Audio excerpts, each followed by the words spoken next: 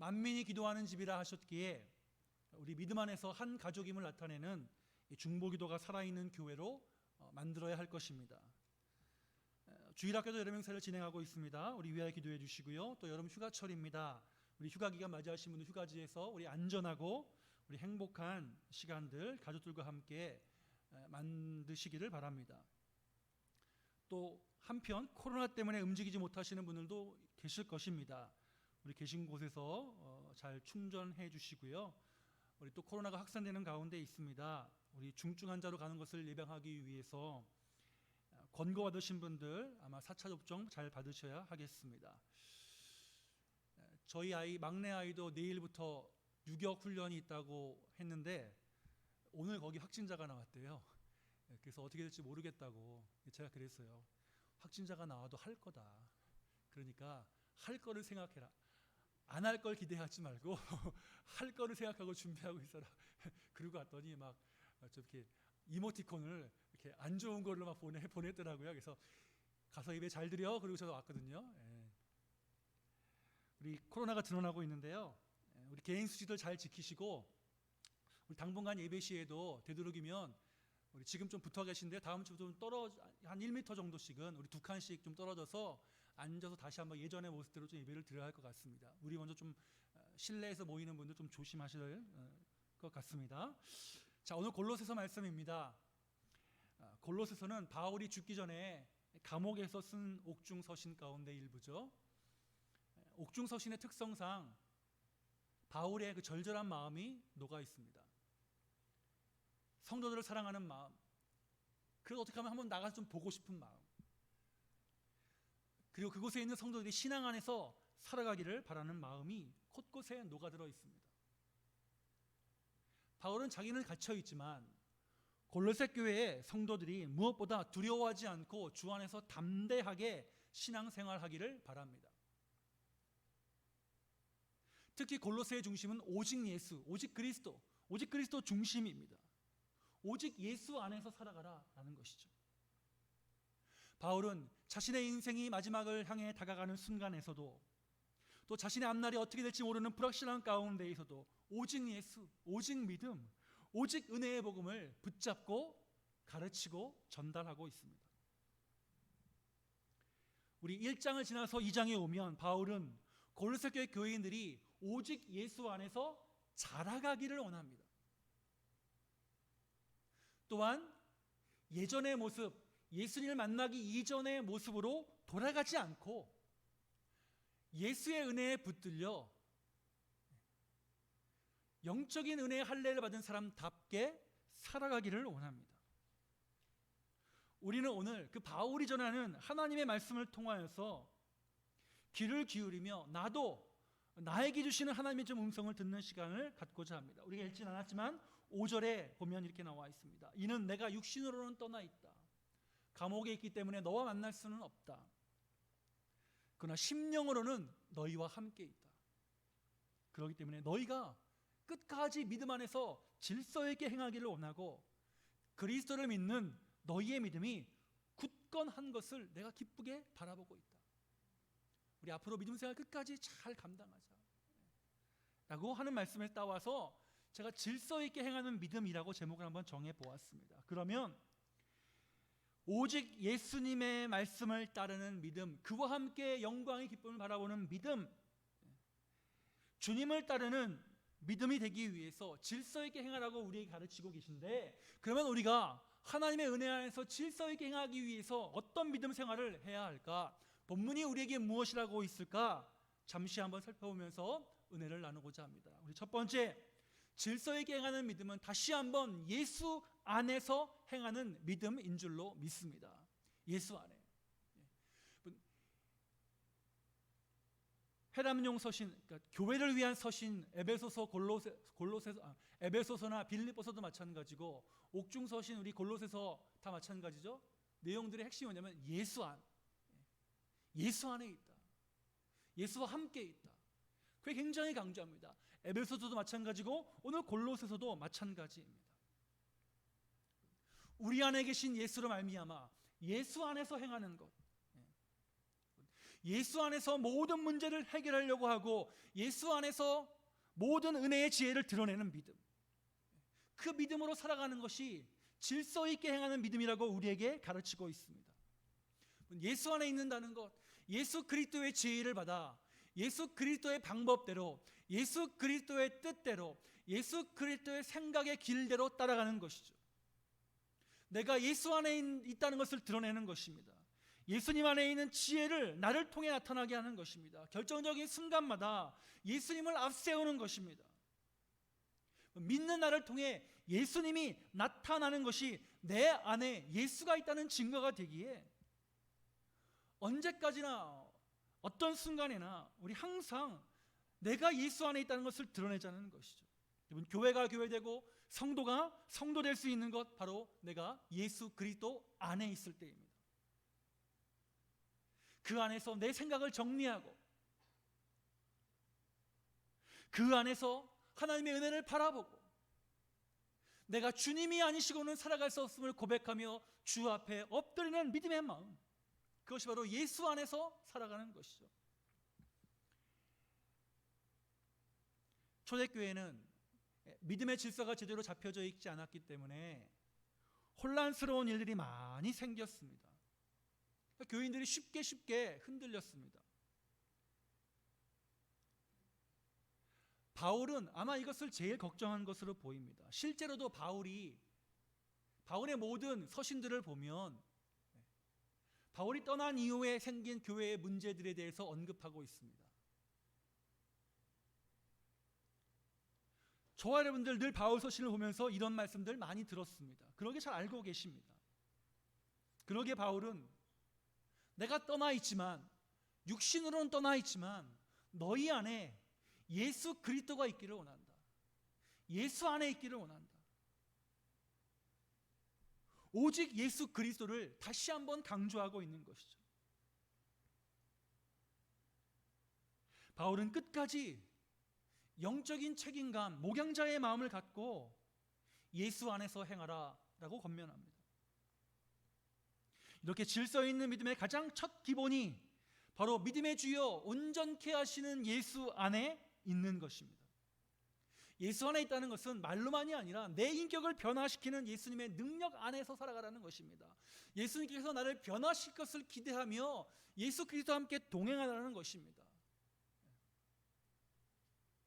하나님의 뜻이라고 내가 주장하는 것이 아니라 성경에서 말하고 있는 하나님의 뜻을 이 땅에서 실현해 나가라고 하는 것입니다.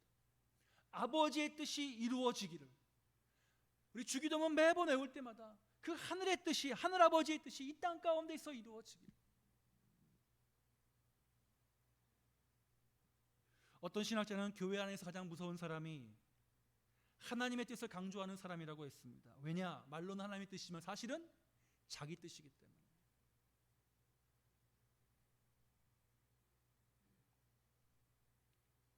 교회 전체를 생각하지 않고 성경의 원리를 생각하지 않고 예수님의 마음, 하나님의 마음을 생각하지 않고 뭐예요? 하나님의 뜻이라고 우기면 대책이 없습니다. 또 그 다음으로 무서운 사람은 기도해 봤더니를 강조하는 사람이라고 했습니다. 기도해 봤더니 하나님이 이렇게 하라고 하십니다. 조심해야 될 부분이죠. 굉장히 조심할 부분이 여기 있습니다. 물론 하나님의 기도하고 하나님 말씀대로 뜻을 따라가는 것은 우리가 가야 될 방향이지만 그 안에 정말로 예수 안에서 행함으로 예수의 마음을 담아내느냐, 내 마음을 담아내느냐, 거기에 차이가 있겠죠. 우리는 잘 포장하는 탁월한 포장꾼들이기 때문에 하나님만이 아시겠지만, 다시 한번 오늘 이 말씀을 보면서 우리의 포장을 벗겨내고 내가 정말로 예수 안에 있는지 비춰봐야 하는 것입니다. 바울은 그러면 예수 안에 있는 사람의 특징이 뭐냐? 예수 안에 뿌리를 내린 사람이라고 말합니다. 7절에 이렇게 말합니다. 그 안에 뿌리를 박으라. 그 안에 뿌리를 내려라. 예수 그리스도 안에 뿌리를 내려라. 무슨 말입니까? 우리의 생각과 우리의 삶의 양분과 우리의 삶의 모든 것들이 누구로부터? 예수님으로부터 오라는 것입니다. 그것이 뿌리를 내는 삶의 특징이라는 것입니다.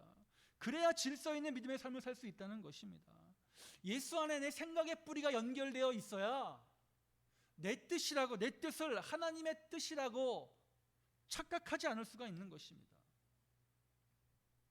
성경은 예수 그리스도 안에 뿌리를 내린 사람들이 그 안에서 세움을 받는다라고 말합니다. 왜요? 우리의 뿌리가 예수님께로 있으니까 저는 시냇가에 옮겨진 우리는 예수 그리스도의 성령의 생수의 강가로 옮겨진 사람들이잖아요. 뿌리째 뽑혀서 시냇가로 옮겨진 사람들. 그러므로 양분을 누구에게서? 하나님의 말씀에서 예수에게서 받는 사람들이므로 그 안에서 열매를 맺고 세움을 받게 되는 것입니다. 그러므로 이 자리에 있는 저와 여러분들 참은 예수 안에 뿌리를 내림으로 우리가 예수 안에 세워져야 한다는 것이죠. 우리의 관심은 내가 정말로 예수 안에 뿌리 내린 사람인가? 내 영적인 위치가 어디에 있는가? 내가 예수 안에 뿌리를 받고 세움받고 있는가여야 합니다. 예수 안에서 뿌리가 굳건하고 세움을 입은 성도는 오늘 이렇게 우리에게 7절에 말합니다. 교훈을 받은 대로 믿음에 굳게 서서 감사함을 넘치게 하라. 다 연결되어 있는 거죠. 야, 너희 예수를 주로 받았으니 내가 몸으로는 떨어져 있지만 너희와 함께 있다. 내 마음에 기쁘다. 그 기쁨의 내용이 무엇이냐? 예수 안에서 행하는 것이다. 그런데 예수 안에 행하기 위해서는 뿌리를 내려야 되고 세움을 받고, 그래서 하나님 예수 그리스도로부터 교훈도 받고 가르침도 받고 돌이키게 함도 받고 해서 결국은 뭐가 나오는 거예요? 예수 안에 있으면 감사가 나온다는 거예요. 감사를 넘치게 해라. 감사를 넘치게 해라. 바울이 감옥에서 편지를 쓰는 교회들, 바울이 마음이 편했겠어요? 언제 죽을지 모르는데. 그런데 항상 바울이 편지 초반에 어떻게 나옵니까? 나는 감옥에 있지만 너희와 멀리 떨어져 있지만 너희 교회에 이러이러한 소식들이 들린다. 너희가 믿음 안에 있는 것을 내가 참으로 감사한다. 바울에게는 감사가 있었습니다. 마찬가지에 우리에게도 예수 안에서 행하는 사람의 끝은 뭐로 나타납니까? 감사로 나타납니다. 이게 영적인 은혜의 질서가 바로 잡힌 사람이라는 거예요. 감사가 나옵니다. 하나님께서 우리에게 주시는 교훈을 제대로 받는 사람들, 감사로 사는 인생이 되게 하신다고 말씀하고 있습니다. 그러므로 내 안에 감사가 살아있다면 내 뿌리가 예수님께로 연결되어 있고 내가 예수 안에 있고 예수 안에 행하는 사람이라고 생각하셔도 될 것 같습니다. 오늘 이 자리에 계신 저와 여러분, 다시 한번 우리 교훈을 받은 대로 믿음에 굳게 서 우리 감사함을 넘치게 하는 믿음의 주인공들이 되시기를 주의 이름으로 축원합니다. 나에게 하시는 말씀에 따라, 나에게 하시는 말씀이기에, 나에게 하시는 믿음을 세우는 말씀이기에 아멘으로 나가면 감사의 열매를 맺게 하실 것입니다. 하나님은 예수 안에서 질서 있는 믿음 생활하는 사람들에게 감사의 삶으로 답하십니다. 우리 어떤 순간에도 우리 감사하자. 우리 예배전에 우리 그 권사님 오셔서 여러 가지 말씀들 하시는데 얼마나 감사한지, 권사님 고백 가운데 사람이 계획해도 되는 것 같고 하나님이 인도하시는 것 같다. 얼마나 감사해요. 그 믿음의 고백 얼마나 감사합니까? 하나님이 인도하신다. 감사해요.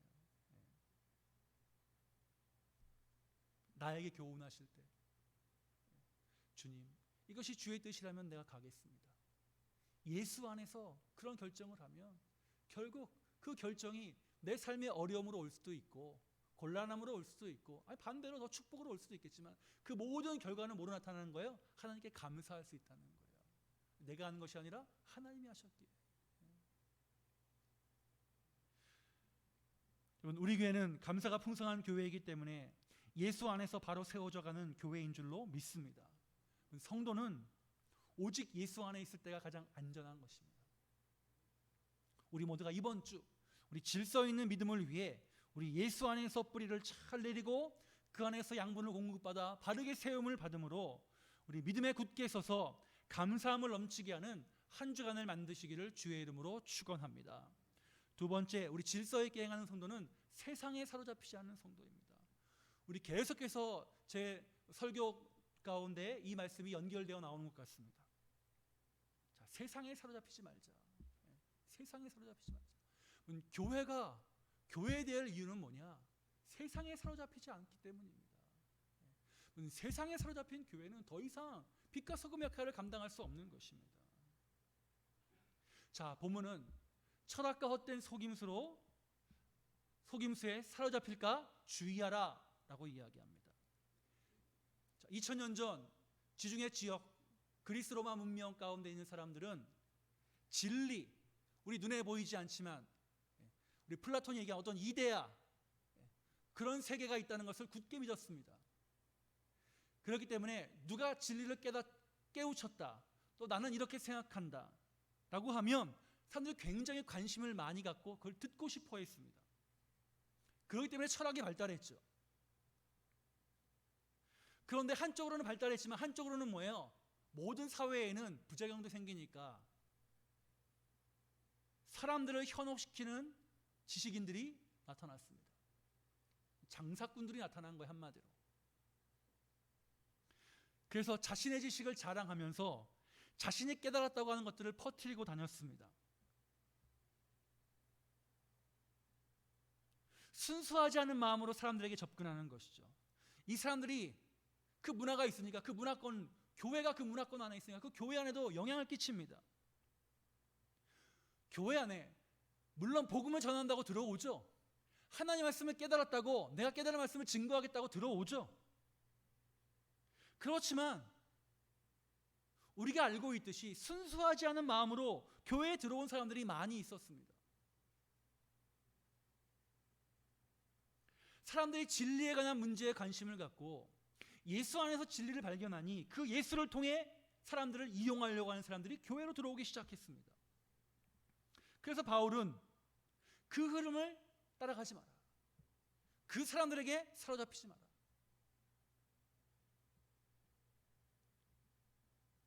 성도는 예수를 따르는 사람들이지 세상에 건전하지 못한 흐름을 따르는 사람들이 아닙니다. 하나님 그 마음 다 아시니까.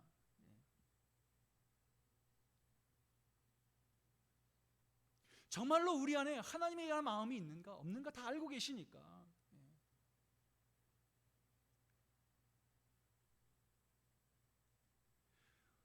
오늘날 우리에게도 동일하게 적용되는 말씀입니다. 우리가 세상 속에 파묻혀 있고 거기에 정신이 없고 우리의 귀와 눈과 마음이 다 그쪽으로 향해 있다면 나도 모르게 붙잡혀서 그쪽으로 끌려 들어가게 되어 있습니다. 그러니까 믿음의 사람은 어떤 사람입니까? 우리는 뽑혀서 옮겨진 사람들이잖아요. 회개했다는 거잖아요. 돌이켰다는 거잖아요. 그러면 좀 멀리 떨어져서 바라볼 수 있는 눈이 있어야 됩니다. 말씀과 믿음의 눈으로 바라봐야 합니다. 우리를 미혹하게 하는 것들이 얼마나 많이 있습니까? 그렇기 때문에 우리는 정말로 주님께 지혜를 구하면서 우리 의지적으로 세상에 붙들리지 말아야 합니다. 세상에 붙들리지 말아야 합니다.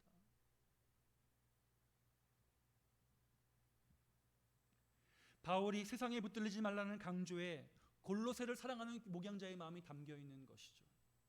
그래서 바울은 일부러 세상의 학문을 초등학문이라고 낮춰 부르는 것 같습니다. 그런데 사실 바울은 자기 자신이 초등학문이라고 부르는 세상의 철학에 능통한 사람이었습니다. 스토이시즘, 심플라톤주의, 그리고 에피쿠로시즘 다 능통한 사람이었습니다. 그러나 자기가 그것을 공부해 보니 거기에 붙잡혀봤자 이룰 것이 없다는 것을 알았어요. 바울이 세상에 붙들리지 말라는 강조에 그 목양자의 마음, 하나님의 마음, 성령의 마음이 있는 거예요. 오늘도 마찬가지입니다. 저와 여러분 그 하나님의 마음을 알았다면 그 하나님의 마음에 붙잡혀야지 세상에 붙잡히지 말아야 합니다.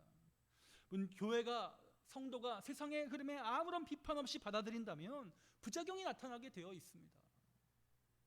우리는 거룩한 사람으로 부름받았습니다. 그러기에 우리는 주 안에서 항상 주의해야 합니다. 그리스도를 따르는 질서 있게 행하는 성도는 자신을 사로잡고 있는 것이 무엇인지를 살펴야 하고 그것이 신앙적이지 않다면 버려야 합니다. 버려야 합니다. 본문은 예수를 따르는 것과 세상에 사로잡힌 것의 수준 차이가 비교할 수 없다는 것을 우리에게 알려줍니다. 9절에 이렇게 말합니다. 그 안에는 신성의 모든 충만이 육체로 거하시고 그 신성의 충만함이 우리들에게도 임하게 됩니다. 그러니 하나님의 은혜에 감사하며 자신의 삶을 풍성하게 만들어가는 것이죠. 그의 영혼이 하나님을 향해 풍성해집니다. 하나님 중심으로 살아가게 됩니다. 그러나 세상에 부정적인 흐름 안에 붙잡혀 있으면 그 안에 신성을 찾아볼 수 없습니다. 오히려 그 안에는 분열과 시기와 질투와 싸움과 비난과 적대감만 남습니다. 오늘날 우리 사회가 그러지 않습니까? 우리만 그런 게 아니라 전 세계적으로 다 그렇죠. 다시 복음이 필요한 때입니다. 다시 복음으로 복음 안에 있는 사람들이 살아나야 할 때입니다. 예수 안에서 질서 있게 살아간다면 당연히 예수님의 충만한 신성 안에서 살아가게 될 것입니다. 우리 이번 주 다시 한번 주님 내가 주 안에 있습니다. 주께 사로잡혀 있습니다. 세상에 있지 않고 하나님의 은혜 가운데 있습니다. 그러므로 나에게 하나님의 신성의 충만함을 허락하여 주셔서 내 삶을 풍성하게 하시는 하나님을 만나게 하시고 나도 주위의 사람들을 풍성하게 하는 일에 앞장서게 해달라고 우리 같이 그런 하나님의 은혜에 붙잡히는 우리 축복된 한 주를 만들어 가시기를 주의 이름으로 축원합니다. 우리는 예수의 모든 충만함을 우리에게 주셨습니다. 10절 너희도 그 안에서 충만하여졌으니 그는 모든 통치자와 권세의 머리시다. 예수님과 함께 우리는 다 충만하여졌다고 이야기하고 있습니다. 예수님의 충만함 안에서 우리는 영적인 할례를 받은 사람이 되었습니다. 11절 12절 13절 계속 연결되는 것이죠. 영적으로 예수님의 충만함으로 세워진 사람들은 예수님과 함께 일컬음을 받게 됩니다. 예수 안에서 예수와 함께 일컬음을 받게 되었다. 이건 에베소서의 말씀과 똑같은 말씀이 오늘 여기 등장합니다. 영적인 할례와 다시 살아난 일으킴의 은혜, 이렇게 영광스러운 신성의 충만한 은혜를 받은 사람들이 쉽게 세상에 사로잡혀서 살아간다면 그 하나님의 은혜를 헛되게 만드는 것이죠. 가장 값비싼 은혜를 가장 값이 싼 것으로 만드는 것입니다. 우리는 세상이 모르고 알 수 없는 하나님의 충만함으로 살아가고 있습니다. 그 크신 은혜와 하나님의 충만함으로 세상에서 우리는 쉽게 휩쓸리지 않습니다. 여러분은 그 영광스러운 믿음의 사람들입니다. 그리고 여러분을 통해서 하나님의 나라가 계속 이어져 가고 있습니다. 이 자리에 있는 저와 여러분들로 인해서 십자가의 복음이 선포되고 세상을 복음으로 사로잡는 질서 있게 행하는 성도로 서게 되시기를 주님의 이름으로 축원합니다. 하나님 지금 우리를 지켜오시면서 모든 것을 다 준비해 놓고 채울 것을 예비해 놓으셨습니다. 우리 세상에 사로잡히지 않으려는 믿음의 영적 전쟁 주께서 도우실 것입니다. 우리의 부족함을 아뢰며 나가면 채워 주실 줄로 믿습니다. 세상에 사로잡히지 않기에 우리는 교회 안으로 세상의 이름을 갖고 들어오지 않습니다. 우리 스스로가 질서 있는 믿음의 사람으로 교회와 가정을 오직 믿음의 은혜로 세워가야 할 것입니다. 믿음의 사람들이야말로 하나님의 거룩하심을 이 땅에서 이어가고 만들어가고 세워가는 거룩한 백성들입니다. 저와 여러분 그 거룩한 백성으로 부름받았기에 이번 한 주간 다시 한번 세상이 아니라 오직 예수께 사로잡힘으로 우리 질서 있게 행하는 믿음을 소유한 성도들임을 증명하는 한 주가 되실 수 있기를 주의 이름으로 축원합니다.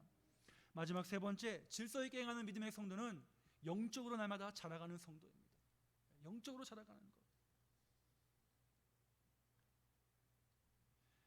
우리 한 사람의 인격도 시간이 지나면서 성숙해지잖아요.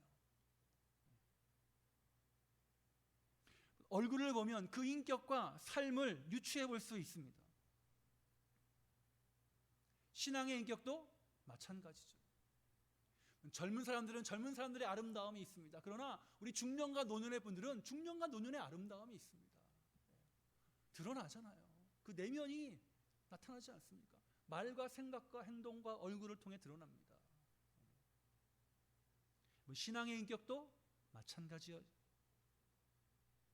예배하는 사람으로 부름을 받고 우리 안에 성령께서 계심으로 우리 자라가는 신앙 안에 있는 사람들은 뭔가 내면에서부터 다른 것으로 나타날 것입니다.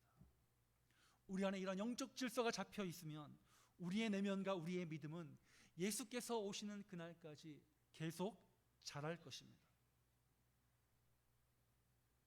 나이가 들수록 삶의 지혜도 생기고 경험도 많아지면서 새로운 눈이 튀어지고 많은 것들을 지혜롭게 해결해 나갈 수 있듯이 믿음의 연수가 깊어질수록 영적으로 새로운 길이 열리고 하나님이 주시는 지혜를 얻게 되고 또한 세상을 바라보는 눈도 달라지는 것이죠. 그게 뭐야? 자라는 것입니다. 영적으로 하나님이 자라게 하시는 것을 경험하는 것이 믿음의 연수에 따른 깊이 있는 신앙입니다. 우리 안에 그리스도로 인한 질서가 있기에 다시 한번 하나님, 나에게 새로운 하나님의 은혜를 계속 부어주심으로 내가 믿음 안에서 영적으로 자라가게 하시고 영적으로 자라갈 때마다 새로운 눈이 튀어지게 하시고 새로운 하나님 나라를 바라보게 하여 주셔서 나를 통해 하나님의 살아계심이 증거되게 하여 주옵소서. 나를 통해 예수께서 살아계신 증거가 나타나게 해 주십시오. 우리 이런 믿음과 이런 고백과 이런 영성으로 살아가시기를 주의 이름으로 축원합니다. 자람, 영적인 성장, 성령께서 나를 주관하고 이끌어 가신다는 삶의 표적입니다. 영적으로 거룩해지라는 것, 하나님께서 우리에게 주신 특권입니다. 나도 거룩하니 너희도 거룩하라. 우리 영적으로 자라감으로 우리 축복의 성도로 세워지고 이 자리에 있는 모두가 우리 믿음의 선한 열매를 잘 맺어가실 수 있기를 주님의 이름으로 축원합니다. 자, 자라갈 때 왜 자라가야 하느냐? 돌아가지 않기 위해서입니다. 자, 골로새 교회 교인들이, 바울은 골로새 교회 교인들이 예전의 모습으로 돌아가는 것을 원치 않았습니다. 이전 모습이 무엇입니까? 율법 아래 놓이게 되는 것이었습니다. 그래서 바울은 예수를 강조하는 것입니다. 그가 우리를 위해 죽으셨다. 그리고 그와 함께 우리는 같이 살아났다. 그래서 우리는 영적인 할례를 받은 할례자들이 되었다. 우리는 패배한 것이 아니라 영적으로 승리한 사람들이 되었다. 그런데 왜 자꾸 예전 모습으로 돌아가려고 하느냐? 십자가로 모든 것을 이기셨는데 우리가 왜 자꾸 예전 모습으로 돌아가려고 하느냐? 사실 초대교회는 율법 문제 때문에 소란이 많았습니다. 항상 문제가 생겼죠. 그래서 바울은 가는 곳마다 이 문제를 정리하느라고 상당히 많은 에너지를 사용했습니다. 바울이 과감하게 이렇게 얘기합니다. 우리가 이렇게 되는 것은 율법이 아니라 오직 예수 십자가의 은혜 때문이다. 그렇기 때문에 우리는 십자가 앞에 선 사람이기 때문에 율법으로 가면 안 된다. 예전 모습으로 돌아가면 안 된다. 16절에 이렇게 얘기합니다. 그러므로 먹고 마시는 것과 절기나 초하루나 안식일을 이유로 누구든지 너희를 비판하지 못하게 하라.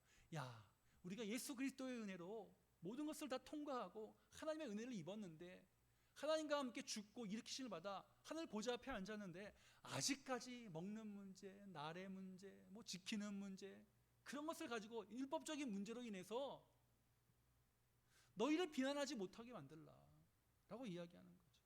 그 모습으로 돌아가지 말자라고 이야기하는 거죠. 근데 사실 사람의 속성이 무엇입니까? 사람의 속성은 익숙한 것을 떠나지 않으려고 합니다. 범죄를 저지르면 경찰들이 맨 먼저 어디 갑니까? 어떻게 합니까? 그 사람의 삶의 그 사람의 삶의 그 경계선들을 다 뒤지잖아요. 왜냐면 그거 벗어나기 쉽지 않거든요.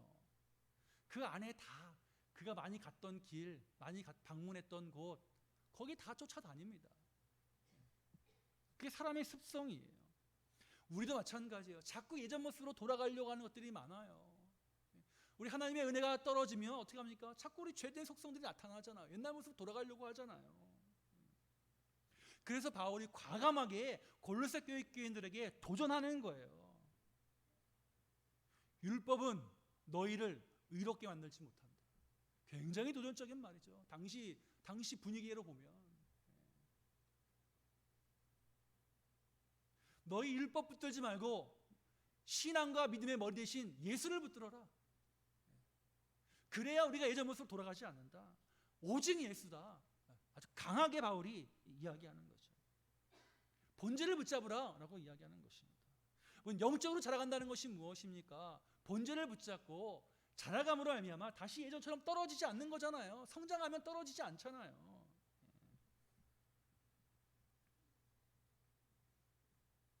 영적 성장은 내가 십자가 앞에서 꺾이는 만큼 자랍니다. 세상은 꺾이면 어떻게 됩니까? 사람들 무시하잖아요.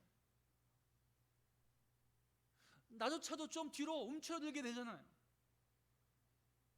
사람들 인정받고 있다가 꺾이면 뭐예요? 아유, 저 사람 이제 다 시간 지나갔네, 그 시절 지나갔네 하고 더 이상 인정해 주지 않잖아요. 그런데 믿음의 신분은 뭐예요? 내가 꺾일수록 자란다는 겁니다. 내가 꺾일수록 커진다는 것입니다.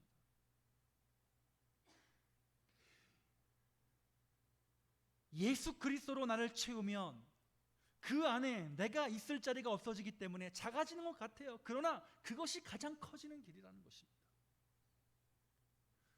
영적으로 자라가라는 뜻이 여기에 있는 것이죠. 우리는 제자리에 머무는 것이 아니라 주 안에서 지혜와 은혜로 자라가 질서 안에서 행하는 믿음으로 살아가는 사람들로 부름받았습니다. 우리의 유익은 세상과 육체로 대변되는 예전 것, 하나님을 대적하는 것을 따르는 것이 아니라 오직 십자가와 예수 그리스도를 따라 그 분량에 이르기까지 자라가는 것입니다.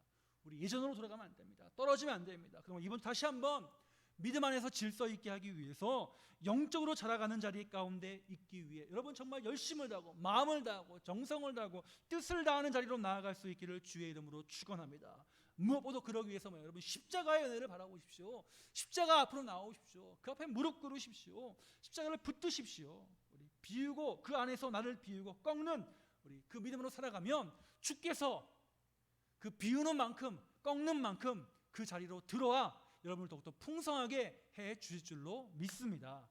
말씀을 마무리합니다. 주께서 우리에게 원하시는 것, 뒤로 물러서지 말고 믿음의 주에 온전케 하시는 주를 바라보며 나아갈 때 오늘 예수 안에서 행하라. 왜? 우리의 뿌리가 예수님께로 연결되어 있기 때문에, 그 안에 내리고 있기 때문에.